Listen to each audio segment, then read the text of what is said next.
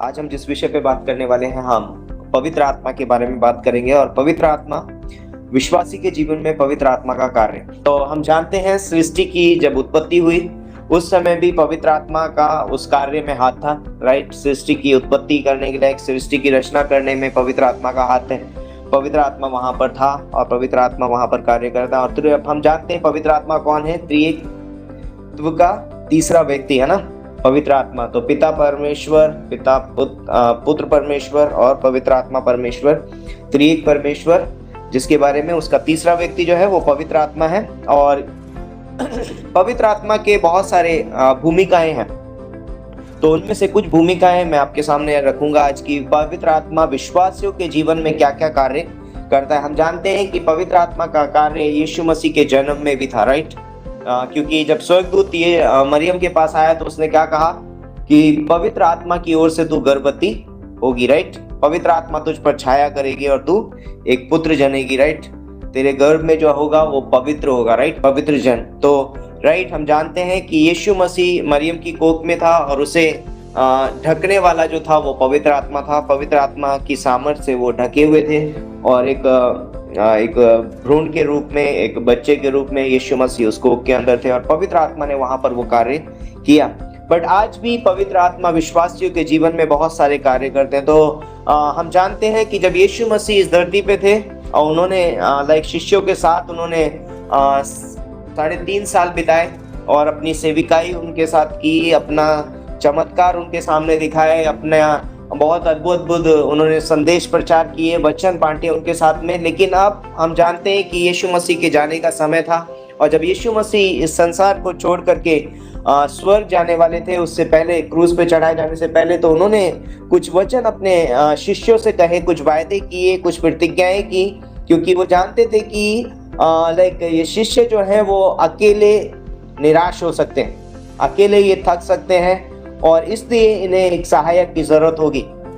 और इसीलिए यीशु मसीह को पता था कि एक विश्वासी कभी भी अकेले विश्वासी जीवन नहीं जी सकता, राइट। उनको पता था कि एक विश्वासी जीवन कभी भी अकेले नहीं जी सकता। इसलिए यीशु मसीह ने क्या कहा कि मैं, बोलता है कि यदि, यहाँ लिखा 16वीं पंक्ति में, और मैं पिता से विनती करूंगा कि वह तुम्हें एक सहायक देगा कि वह सर्वदा तुम्हारे साथ रहे। तो ये बहुत अच्छा वायदा था उनके लिए कि उनको एक सहायक मिलेगा। सहायक किस बात में, राइट। तो पवित्र आत्मा हमें किन किन चीजों में मदद करता है, क्या क्या सहायता करता है, वो किस रीति से एक विश्वासी का सहायक है, वो हमें जानना बहुत जरूरी है।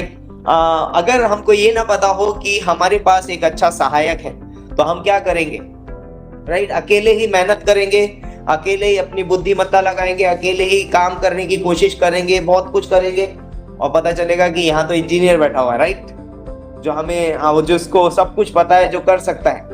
तो इसलिए पवित्र आत्मा का कार्य एक विश्वासी के जीवन में उसे जानना बहुत जरूरी है कि पवित्र आत्मा एक विश्वासी के जीवन में क्या क्या भूमिकाएं निभाता है, क्या क्या कार्य करता है। तो नंबर 1 बोलता है कि पाप से बोध कराता है, राइट।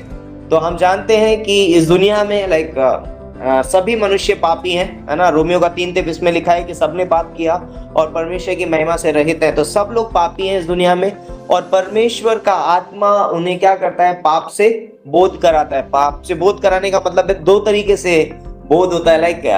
2 व्यक्ति हैं जो पाप को याद दिलाते हैं। एक आपका शैतान है जो आपको बताता है कि आपने ये पाप किया है, लेकिन वो आपको क्यों याद दिलाता है, क्यों बताता है कि आपने पाप किया है? क्योंकि वो आपको नीचे गिराना चाहता है, वो आपको नष्ट कर देना चाहता है। बाइबल बताती है, यूहन्ना 10:10 में लिखा है कि चोर चोरी करने और घात हत्या करने के लिए आया। तो शैतान हमें बताता है, बार बार हमारे ऊपर इल्जाम लगाता है, दोष लगाता है, वो बताएगा तुमने ये पाप किया, तुम ऐसे हो, तुम बुरे हो।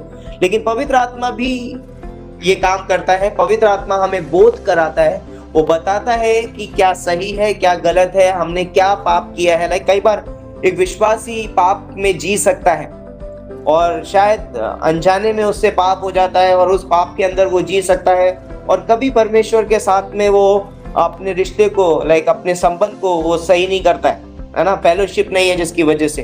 तो हम जानते हैं पहला यूहन्ना 1:9 में लिखा है कि यदि हम अपने अपराधों को मान ले तो वो विश्वास योग्य और धर्मी है हमारे सारे अधर्म से हमें शुद्ध करने के लिए और हमें क्षमा करने के लिए। तो ये वचन यहाँ पर बोलता है कि अगर एक विश्वासी पाप करता है, इवन संसार के लोग भी पाप करते हैं, तो पवित्र आत्मा उनको बोध कराता है कि तुम क्या करा है, तुम पाप किया है ना। लेकिन वो हमें नीचा गिराने के लिए या हमें नष्ट करने के लिए नहीं बताता है ऐसा, या हमें गिलानी में डालने के लिए नहीं बताता है, परंतु हमें क्या करता है, वो हमें जागरूक बनाता है।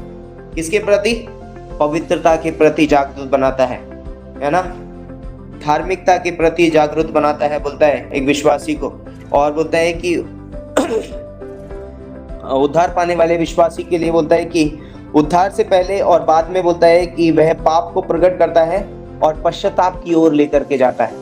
वो हमें क्यों बोध करा रहा है, क्यों हमें बताता है कि हम पाप किए हैं? क्योंकि वो हमें वो पश्चाताप की ओर ले जाना चाहता है। क्योंकि बाइबल बताती है कि जब हम पश्चाताप करते हैं, जब हम मान लेते हैं, तो हमारा जो एक विश्वासी की जो है वो संगति परमेश्वर के साथ जुड़ जाती है और एक अविश्वासी का संबंध परमेश्वर के साथ क्या हो जाता है, जुड़ जाता है। तो अगर एक विश्वासी के जीवन में अगर पवित्र आत्मा नहीं होता तो हमें कभी नहीं पता चलता कि हमने कभी कुछ गलत किया है, राइट?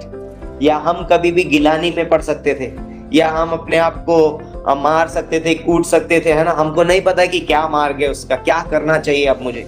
तो पवित्र आत्मा हमको क्या करता है, पश्चाताप की ओर हमें लीड करता है, अगुवाई करता है, ताकि हम जाकर के वहां पर क्या करें, परमेश्वर के सामने झुक जाए। हमें गिलानी में जाने की जरूरत नहीं है। हम इस दुनिया में सभी मनुष्य पापी हैं, हम अपने जीवन में पाप करते हैं। एक विश्वासी भी अपने जीवन में पाप कर सकता है, लेकिन पवित्र आत्मा कहता है कि नहीं, हमारे पास एक बेहतर मार्ग है। हमारे पास हमारा परमेश्वर प्रभु यीशु मसीह है। वो क्रूस की ओर हमें देखने के लिए मदद करता है और कहता है कि हमारे लिए उस क्रूस पर क्षमा है। यदि हम वहां पर जाएंगे, हम कहेंगे राइट, हम अभी भी बोलेंगे मैं पापी हूँ, है ना, राइट। एक अविश्वासी बोल सकता है कि मैं पापी हूँ, है ना, मैंने ये परमेश्वर के खिलाफ पाप किया है, वो उद्धार पाता है। और एक विश्वासी यदि परमेश्वर के पास जाता है और कहता है परमेश्वर, राइट, पवित्र आत्मा से अगुवाई करता है, परमेश्वर पिता के पास जाओ और अपनी संगति को दोबारा स्थापित करो, राइट। तो हमें पवित्र आत्मा की बहुत जरूरत है एक विश्वासी होने के नाते। और दूसरा बोलता है कि पवित्र आत्मा हमें नया जन्म देता है। क्या करता है? नया जन्म देता है। तो पवित्र आत्मा मानो हमारे लिए एक जीवन दाता भी, राइट, वो हमारे लिए नया जन्म देता है। बाइबल बताती है, अगर पहला यूहन्ना की किताब उसका 3 अध्याय और 3 से 8 अगर हम पढ़ेंगे तो वहां पर यीशु मसीह ने कहा, यदि कोई मनुष्य नए सिरे से ना जन्मे, है ना, यानी पवित्र आत्मा से ना जन्मे, तो वो परमेश्वर के राज्य में कभी प्रवेश नहीं कर सकता। तो यहाँ पर बोलता है कि पवित्र आत्मा क्या कर देता है, हमें नया जन्म देता है। जो आत्मा से जन्मा है ना, वो क्या करता है, परमेश्वर के राज्य में जाता है, परमेश्वर के राज्य को जानता है। तो एज अ बिलीवर, एक विश्वासी होने के नाते, जब हम इससे पहले कि हम विश्वासी बने, जब हम यीशु मसीह के पास आए, जब हम क्रूस पे गए और हमने अपने पापों की क्षमा मांगी, तो हमारे पाप क्षमा हो गए।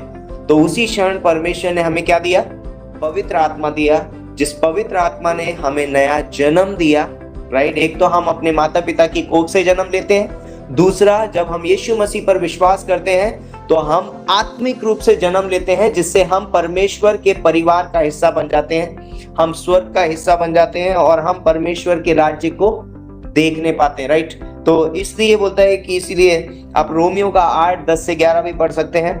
वहां पर भी लिखा है कि नए जीवन को उत्पन्न करता है कौन? पवित्र आत्मा। आत्मा जो है वो नए जीवन को उत्पन्न करता है और आत्मिक रूप से हमें जीवित करता है। आत्मिक रूप से वो हमें क्या कर देता है, जीवित कर देता है। तो जब आदम ने अदन की वाटिका में पाप किया था तो वो आत्मिक रूप से क्या हो गया था, मर गया था। लेकिन जैसे ही हम यीशु मसीह पर विश्वास करते हैं, पवित्र आत्मा हमारे अंदर आता है और मानो वो हमारे अंदर वो फिर से वो लाइट जला देता है, वो फिर से हमें क्या कर देता है, जीवित कर देता है। तो आत्मा द्वारा हम क्या करते हैं, नया जन्म पाते हैं, हमें नया जन्म मिला है। तीसरा पॉइंट बोलता है कि आंतरिक निवास करता है। पवित्र आत्मा क्या करता है, हमारे अंदर सदा रहने वाला व्यक्ति है, राइट। तो त्रिएकता का तीसरा व्यक्ति जो है वो पवित्र आत्मा है, जो एक विश्वासी के अंदर सदैव रहता है, सदा रहने वाला, हमेशा संग रहने वाला हमारा वो है। तो लाइक ये हमको कहाँ मिलता है? पहला कुरिन्थियों का 6:19 में, है ना। बाइबल बताती है कि क्या तुम नहीं जानते कि तुम्हारी देह पवित्र आत्मा का मंदिर है और जो तुम में बसा हुआ है और तुम अपने नहीं हो वरन दाम देकर मोल लिए गए हो, राइट।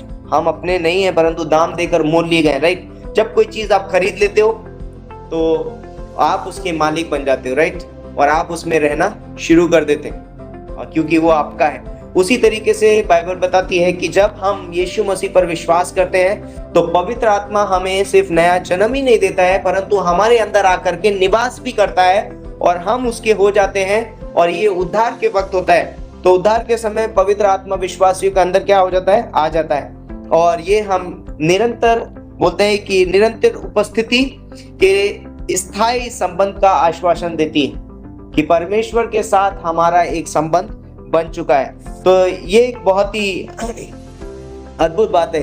ये बात हमें याद दिलाती है कि हम परमेश्वर के हैं, राइट। पवित्र आत्मा हम में वास करता है, ये हमें याद दिलाता है कि हम परमेश्वर के हैं और हमारा शरीर, है ना, परमेश्वर का मंदिर है। तो जब हमारा शरीर परमेश्वर का मंदिर है तो हम जैसे कि हम किसी के घर में जाते हैं तो हम उस घर में अपनी मर्जी से सामान नहीं रख सकते, राइट। आप कोई भी चीज उसमें नहीं लेके जा सकते। क्यों? क्योंकि वो घर आपका नहीं है, आप उसकी परमिशन लेते हैं, राइट। हम उसके परमिशन लेंगे, भाई क्या हम ऐसे आ सकते हैं। और इवन कई बार हम जब किसी के घर में जाते हैं तो हम जूते बाहर उतार देते हैं, जूते अलाउड नहीं है, राइट। हम दूसरे के घर में जा रहे हैं। उसी तरीके से यहाँ पर बाइबल बताती है कि हमारा जो देह है वो अब पवित्र आत्मा का मंदिर है, ये पवित्र आत्मा का निवास स्थान है, ये उसका घर है और इसमें अब हमारी मर्जी नहीं चलेगी, अब हमारी मर्जी नहीं चलेगी, है ना। अब हमें परमेश्वर की मर्जी, उसकी इच्छा में जीने की जरूरत है। तो हमें हमेशा ये सोचना है कि अब इस घर में क्या क्या चीजें आनी चाहिए, है ना, क्योंकि अब ये मेरा नहीं है। तो अगर मैं कुछ भी इसमें लेकर के आता हूँ, बुरे विचार, बुरी बातें, बुरे ख्याल, तो मुझे ये सोचने की जरूरत है कि ये क्या है, ये घर मेरा नहीं है। मुझे पवित्र आत्मा से परमिशन लेनी चाहिए कि क्या मैं ये कर सकता हूँ, क्या मैं ये लेके आ सकता हूँ। और ये कैसे होता है? जब मैं पवित्र आत्मा के प्रति आधीनता को दिखाता हूँ कि मैं पवित्र आत्मा के अधीन हूँ। कई बार ऐसा होता है कि मालिक है लेकिन हम कब्जा करने की कोशिश करते हैं, राइट। हम घर के मालिक नहीं है, हम खरीदे गए, दाम देकर मोल लिए गए, लेकिन हम इस देह को कैसे चलाते हैं? अपने तरीके से जीने की कोशिश करते हैं। और बाइबल बताती है कि अब ये हमारा नहीं है, पवित्र आत्मा हम में बसा हुआ है और परमेश्वर के साथ हमारे संबंध को, स्थायी संबंध को दर्शाती है कि अब हम परमेश्वर के हैं। परमेश्वर का ये घर हमारा नहीं है, अब परमेश्वर का है। चौथा पॉइंट है, बोलते हैं मोहर और सुनिश्चितता। तो हमारी मोहर है पवित्र आत्मा। क्या है? हमारी मोहर है। पवित्र आत्मा विश्वासियों को मोहर बंद करता है। तो जब हम प्रभु यीशु मसीह पर उद्धार के रूप में विश्वास करते हैं, बोलते हैं कि पवित्र आत्मा की छाप हम पर लगा दी जाती है और अब मानो जैसे कि दिख रहा है कि ये मेरा है। तो एक विश्वासी का उद्धार परमेश्वर में सदा के लिए क्या है? सुरक्षित है, राइट। ये मोहर इस तरीके, इस बात का सबूत है कि एक विश्वासी का उद्धार परमेश्वर में सुरक्षित है। ये विश्वासी के उद्धार और स्वर्ग की विरासत की क्या है? गारंटी है। विश्वासी के उद्धार और स्वर्ग की विरासत की क्या है? गारंटी है। आप पहला पत्रस का 1:4 आप इसमें पढ़ सकते हैं, 1:4 से 5 कि पवित्र आत्मा क्या करती है? हमारी गारंटी है, राइट, कि भाई ये चीज मेरी है हमेशा के लिए और ये स्वर्ग की विरासत अब उसे मिल चुकी है, तो हम उसके भागीदार हो चुके हैं। 5वां पॉइंट है पवित्रीकरण और जैसे कि रूपांतरण, जैसे कि बदलना, स्वरूप में, है ना, स्वरूप लेकर के आना। तो पवित्र आत्मा का वो कार्य है। तो पवित्र आत्मा विश्वासियों को पवित्रता में बढ़ने और मसीह के समान बनने के लिए कार्य करता है। तो पवित्र आत्मा का कार्य ये है। तो जब पवित्र आत्मा हमारे अंदर आ जाता है, जब वो हमारे अंदर निवास करने लग जाता है, हमारे ऊपर सील लगा देता है, अब पवित्र आत्मा का कार्य है कि वो हमें क्या करे? पवित्रता में बढ़ाए। और हम पवित्रता में कैसे बढ़ते हैं? हम जानते हैं, बाइबल बताती है कि वचन के बाहर पवित्र आत्मा हमारी अगुवाई नहीं करता है। तो जितना ज्यादा हम परमेश्वर के वचन को पढ़ते हैं, पवित्र आत्मा उन वचनों को लेकर के हमारे ऊपर, मानो जैसे कि एक घर होता है, आप उसकी सजावट करते हैं। तो वचनों के द्वारा पवित्र आत्मा हमारे जीवन को क्या करता है, सजाता है, राइट।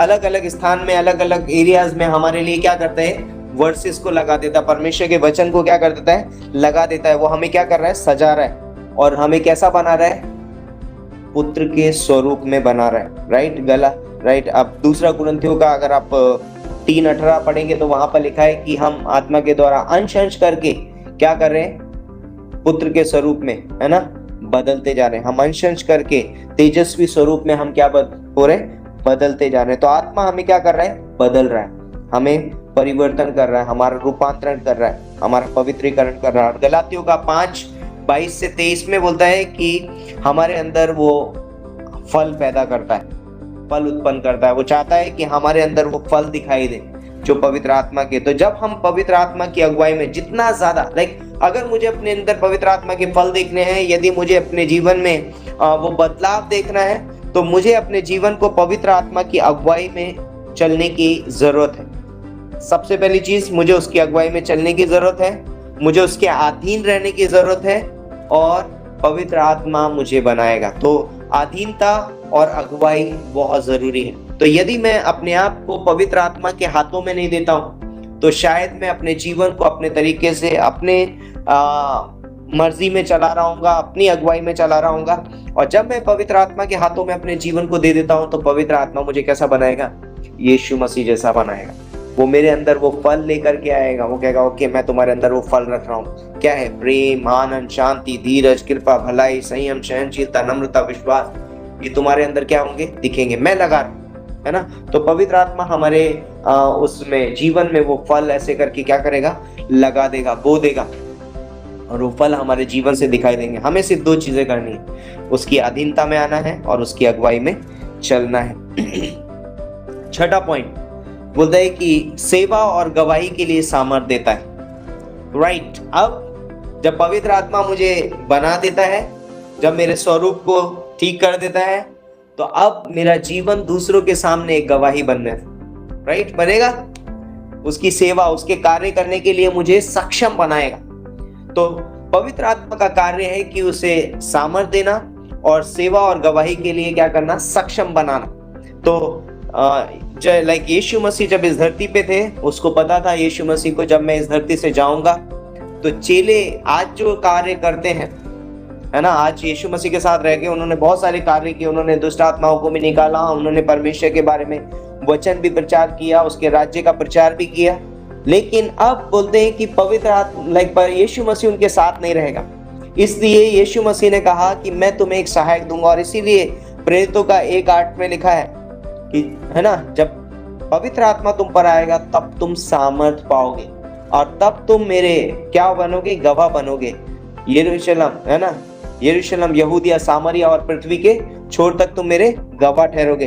तो यीशु मसीह वहां पर बताता है कि तुम पवित्र आत्मा की सामर्थ के बिना कुछ भी नहीं कर सकते। एज अ बिलीवर, एक विश्वासी होने के नाते, यदि हम अपने जीवन में परमेश्वर का कार्य करना चाहते हैं, हम परमेश्वर में बढ़ना चाहते हैं, अपनी गवाही को बांटना चाहते हैं, हम पवित्र आत्मा की सामर्थ के बिना नहीं कर सकते। तो परमेश्वर जब भी हमें कोई कार्य देता है, कोई सेविकाई देता है, कुछ भी हमें करने के लिए देता है, उसके बाद परमेश्वर हमें पवित्र आत्मा की सामर्थ भी देता है, राइट। वो हमें पवित्र आत्मा की अगुवाई में चलने के लिए भी कहता है, क्योंकि उसकी सामर्थ के बिना हम नहीं कर सकते। और इवन हम जानते हैं, पवित्र आत्मा जो परमेश्वर ने हमें कई सारे वरदान भी दिए हैं। सिर्फ सेवा नहीं दी है उसने हमें वरदान भी दिए हैं। तो एक विश्वासी के पास कम से कम एक वरदान है, और उस वरदान को अगर हम सही से इस्तेमाल कर सकते हैं, तो वो सिर्फ पवित्र आत्मा की सामर्थ्य में हो सकता है। पवित्र आत्मा ही हमें बताएगा कि कैसे अपने वरदानों को सुसज्जित करना है, कैसे अपने वरदानों को इस्तेमाल करना है, जो 2 प्रॉफिट लेकर के आएगा। नंबर 1, परमेश्वर की महिमा और कलीसिया की उन्नति। तो अगर हम अपने वरदान को पवित्र आत्मा की अगुवाई में इस्तेमाल नहीं करते हैं, तो ये घमंड का कारण बन सकती है। ये अपने आप को ऊंचा उठाने के बारे में बात कर सकते हैं, या अपने आप को दिखाने के बारे में बात कर सकता है। लेकिन जब हम पवित्र आत्मा की सामर्थ्य में उस वरदान का इस्तेमाल करते हैं, तो हम पवित्र आत्मा के सामर्थ्य से हम परमेश्वर की महिमा कर रहे होंगे और वो वरदान कलीसिया की उन्नति के लिए इस्तेमाल किए जाएंगे। अगला पॉइंट है, बोलता है कि तो पवित्र आत्मा हमें क्या दे रहा है? अभी सुसज्जित कर रहा है उसके वरदानों से और हमें उसकी गवाही बांटने के लिए सामर्थ दे रहा है। अब क्योंकि अब हमारे जीवन में एक चीज और चाहिए और वो है वचन की समझ और शिक्षा। तो पवित्र आत्मा हमें क्या करता है? 7वां पॉइंट है, पवित्र आत्मा हमें शिक्षण और प्रकाशन देता है। पवित्र आत्मा हमारा क्या है? शिक्षक है। हमें कैसे, किस वचन को किस तरीके से समझना चाहिए हमें नहीं पता है, राइट? तो वचन हम अपनी सामर्थ्य से पढ़ सकते हैं, राइट? आप अपनी सामर्थ्य से, अपने टैलेंट से, अपनी बुद्धि से, आपको हिंदी, इंग्लिश, अंग्रेजी जैसे भी कुछ आता है आप पढ़ सकते हो, लेकिन इनको समझना अपनी सामर्थ्य से नहीं कर सकते। क्योंकि अगर हम अपनी सामर्थ्य से इनको समझने की कोशिश करेंगे तो बहुत सारी झूठी गवाहें या झूठे शिक्षक जो बने हैं, झूठी शिक्षाएं जो आई हैं, वो इसी कारण से आई हैं क्योंकि लोगों ने अपनी सामर्थ्य का इस्तेमाल किया है वचन को इंटरप्रिटेट करने का। क्योंकि अगर वचन को कोई सही से इंटरप्रिटेट कर सकता है, सही से व्याख्या कर सकता है, सही से अनुवाद कर सकता है, तो वो है पवित्र आत्मा।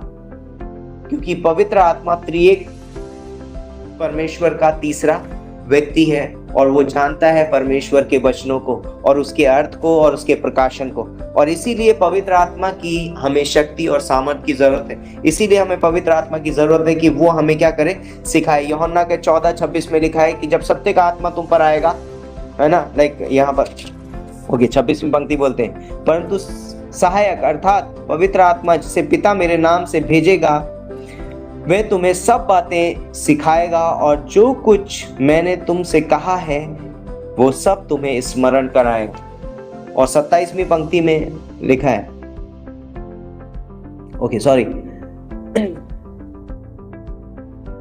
वचन जो बोलता है कि एक वचन और है जहां पर लिखा है कि वो अपनी ओर से कुछ नहीं कहेगा, परंतु जो कुछ वो मुझसे सुनेगा वही वो तुमसे कहेगा। तो यहाँ पर लिखा है, बोलता है कि जब सत्य का आत्मा आएगा, अर्थात है ना सहायक अर्थात पवित्र आत्मा जिसे पिता मेरे नाम से भेजेगा वह तुम्हें सब बातें सिखाएगा। इंपॉर्टेंट चीज है कि पवित्र आत्मा हमें क्या करता है? सारी चीजें सिखाता है। वो हमें बताता है कि कैसे इस वचन का क्या मतलब है, इसका क्या अर्थ है, इसको किस तरीके से समझना चाहिए। तो जब हम बाइबल पढ़ते हैं, जब हम वचन का अध्ययन करते हैं, हमें पवित्र आत्मा की अगुवाई की जरूरत है, क्योंकि पवित्र आत्मा ही मुझे उसका सही अर्थ बता सकता है। तो इसलिए जब हम वचन पढ़ते हैं हमें प्रार्थना करने की जरूरत है कि पवित्र आत्मा आप मुझे दिखाइए इसका क्या सही अर्थ है। तो वचन सही रीति से समझना और दूसरों को समझाना ये पवित्र आत्मा की सामर्थ्य पर निर्भर करता है। वचन को सही रीति से समझना और दूसरों को समझाना ये दोनों पवित्र आत्मा की सामर्थ्य पर निर्भर करता है। 8वां पॉइंट है यहाँ पर, प्रार्थना में सहायता और मध्यस्थता करता है। पवित्र आत्मा क्या करता है? प्रार्थना में, अब हमारे जीवन में हम कई बार बहुत सारी ऐसी चीजें हैं जहां पर हमें हम कई बार निराश भी हो जाते हैं, है ना। तो उससे भी बड़ी चीज हमें परमेश्वर के साथ एक संबंध रखने की भी जरूरत है, जहां पर हमें हर एक जरूरत है, हर एक कमी है और हर एक धन्यवाद है, हर एक चीज के लिए हमें परमेश्वर के पास जाने के लिए कहा गया है, और वो है प्रार्थना के द्वारा हम परमेश्वर के पास जा सकते हैं। तो यहाँ पर प्रार्थना हमें कैसे करनी है वो हमको नहीं आता है। तो प्रार्थना में बोलता है कि प्रार्थना में हमारी सहायता करने वाला पवित्र आत्मा है, क्योंकि पवित्र आत्मा को पता है कि कैसे प्रार्थना करनी चाहिए। पवित्र आत्मा को पता है कि परमेश्वर को क्या पसंद है, हम किस रीति से परमेश्वर के पास जा सकते हैं। तो यहाँ पर पवित्र आत्मा विश्वासियों की प्रार्थना में मदद करता है और उनके लिए आहें भर भर के प्रार्थना भी करता है ना। तो हमें नहीं पता है हमें किस रीति से प्रार्थना करनी चाहिए, पर पवित्र आत्मा हमारी ओर से क्या करता है? आहें भर भर के प्रार्थना करता है। रोमियो का 8:26-27 में आपने कभी किसी बच्चे को देखा है? जैसे हमारे यहाँ छोटे बच्चे है ना, ईवा जब छोटी है कुछ बोलती है, दूसरों को समझ नहीं आता है कि ये क्या बोल रही है, राइट, लेकिन मम्मी पापा को समझ आ जाता है कि अरे ये बोलने की कोशिश कर रही है। तो पवित्र आत्मा हमारे जीवन में वैसे ही करता है। हमें वो टेढ़ा मेढ़ा शब्द बोलेगी, पहले कुछ बोलना होगा बाद में कुछ बोलना होगा, लेकिन वो पहले बोल देगी और बाद में बोल देगी, उस तरीके से बोलेगी। लेकिन हम उसको क्या कर देते हैं, शब्दों को अरेंज करके बताते हैं कि ये बोलना चाह रही है, जो आगे था वो पीछे, पीछे आगे। तो पवित्र आत्मा सेम वैसे ही करता है। हमें नहीं पता प्रार्थना कैसे करनी चाहिए, हमें कौन सा शब्द पहले बोलना चाहिए, तो पवित्र आत्मा हमारी प्रार्थना करने में मदद करती है। हमें उसकी अगुवाई में जाने की जरूरत है और पवित्र आत्मा हमें मदद करेगी, सहायता करेगी। इवन हमारी ओर से प्रार्थना करती है आहें भर भर के, और हमारे शब्दों को अरेंज करती है कि हम किस रीति से वो परमेश्वर के पास उसको क्या करती है, अरेंज करके भेजते हैं। तो पवित्र आत्मा हमारा एक क्या है, प्रार्थना में सहायक है। तो पवित्र आत्मा हमारा शुभ चिंतक है ना, हमारी शुभ चिंतक है, हमारी चिंता करता है कि हमें क्या चाहिए। ओके, तो नवा पॉइंट है, बोलते हैं कि पवित्र आत्मा हमारा मार्गदर्शन और दिशा देने वाला है। तो वह हमारा मार्गदर्शन करता है और हमें दिशा दिखाता है। तो पवित्र आत्मा हमारा अगुवा भी है ना। पवित्र आत्मा विश्वासियों को उनके जीवन के निर्णयों और कार्यों में मार्गदर्शन करता है। तो हमें कैसे निर्णय लेने हैं, क्या कार्य करना है, उन सब चीजों में पवित्र आत्मा हमें मार्गदर्शन भी करता है। कई बार हमें लगता है कैसे करें, तो जब हम प्रार्थना करते हैं और हम पवित्र आत्मा की अगुवाई मांगते हैं, तो पवित्र आत्मा हमको बताता है ये करना है इस तरह से। कई बार आपको लगता है कि कुछ चीजें आप छोड़ देते हो, कहते हैं ये नहीं करेंगे, और बाद में हमको पता चलता है हाँ रेट, अगर हमने उस समय ये चीज की होती तो इसका परिणाम बहुत गलत होता। और उस समय हम जानते हैं कि कौन हमें अगुवाई करता है, पवित्र आत्मा हमको वहां पर मार्गदर्शन करता है और अगुवाई करता है। तो पवित्र आत्मा हमारा क्या है, अगुवा है। वो हमें अलग अलग जगहों पे अगुवाई करता है और पाप से दूर रखता है। तो हमारे निर्णयों में हमें नहीं पता है कौन सा निर्णय लेना है, लेकिन हो सकता है कि कुछ निर्णय हम लेने वाले हों और वो हमें पाप की ओर लेकर के जा सकते हैं, और उससे हमें क्या करता है, मदद करता है कि वो हमें पाप से दूर रखता है और परमेश्वर की आज्ञा पालन करने की प्रेरणा देता है। पाप से दूर रखता है और परमेश्वर की आज्ञा पालन करने की प्रेरणा हमको देता रहता है कि हम परमेश्वर की आज्ञा पालन कैसे कर सकते हैं अपने निर्णयों में, अपने कार्यों में, अपने हर एक चीज में जो भी हम करते हैं। 10वां पॉइंट, सांत्वना और सहायक। तो पवित्र आत्मा हमारा सांत्वना और सहायक भी है, इवन हमारा सलाहकार है, राइट। हमें अगर समय समय पर अगर आपको सलाह चाहिए तो पवित्र आत्मा हमको सलाह देता है। तो हमारे जीवन की हर परिस्थिति में, जब आप किसी कठिन परिस्थिति में फंसे हो, वो हमें सलाह देने के लिए तैयार है। यूहन्ना का 14:16 में है ना। तो हर एक चीज में सांत्वना देने के लिए, सामर्थ देने की और सहायता करने के लिए वो हमेशा हमें खड़ा रहता है कि मैं यहाँ पर हूँ, तुम मुझसे सहायता मांग सकते हो। अगला पॉइंट, अंतिम, मसीह की देह में हमें क्या करता है, जोड़ता है।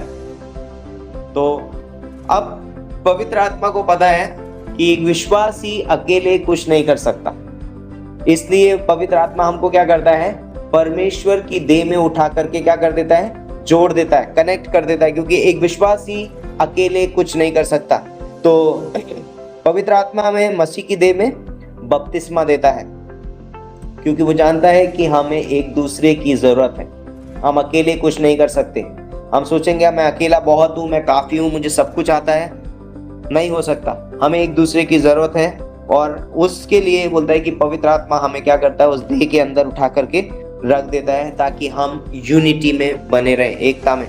तो पवित्र आत्मा हमें एकता में रखने के लिए मदद करता है। तो पवित्र आत्मा हमारी एकता है, राइट। वो हमें यूनाइटेड करता है, किसके साथ में, परमेश्वर के साथ, कलीसिया के साथ, राइट। हमें एक कर देता है। तो परमेश्वर के साथ हमें एक करता है और कलीसिया के साथ हमें एक कर देता है। निष्कर्ष यहाँ पर है अंत में, विश्वासी के जीवन में पवित्र आत्मा का कार्य परमेश्वर के साथ संबंध, विश्वास में वृद्धि और मसीह केंद्रित जीवन जीने के लिए अत्यंत आवश्यक है। वे विश्वासियों को सामर्थ्य, शिक्षण, परिवर्तन और आत्मिक वरदानों के द्वारा परमेश्वर के उद्देश्य को पूरा करने में सक्षम बनाता है। तो यदि हमें परमेश्वर के उद्देश्य को पूरा करना है अपने जीवन में, तो हमें पवित्र आत्मा की सामर्थ्य की जरूरत है। हमें पवित्र आत्मा की सामर्थ्य की जरूरत है, इसलिए हमें पवित्र आत्मा चाहिए। और राइट हमारे पास है ऑलरेडी। लाइक हमें पवित्र आत्मा की अगुवाई चाहिए, हमें उसकी सामर्थ चाहिए, हमें उसकी अधीनता में रहने की ज़रूरत है। और तब हम क्या कर सकते हैं, हम बहुत कुछ कर सकते हैं। और इसीलिए पौलुस कहता है कि मैं उसमें सब कुछ कर सकता हूँ जो मुझे सामर्थ देता है, क्योंकि वो पवित्र आत्मा की अगुवाई में चल रहा था। तो एज अ बिलीवर, एक विश्वासी होने के नाते मुझे पता होना चाहिए कि पवित्र आत्मा मेरे जीवन में क्या क्या कार्य करता है, जिससे मैं उस पर निर्भर हो सकूं, ताकि मैं इन एरियाज में अपनी खुद से सहायता ना करूं। मुझे पवित्र आत्मा की सहायता की जरूरत है। आमीन। तो आइए हम प्रार्थना करते हैं। परमेश्वर पिता, हम धन्यवाद देते हैं इस खूबसूरत समय के लिए, इस दिन के लिए। पिता परमेश्वर, पवित्र आत्मा आप हमारी अगुवाई कीजिए, सहायता मदद कीजिए। आने वाले समय को आपके हाथों में सौंप देते हैं पिता परमेश्वर, प्रभु यीशु मसीह के नाम से मांगते हैं, आमीन।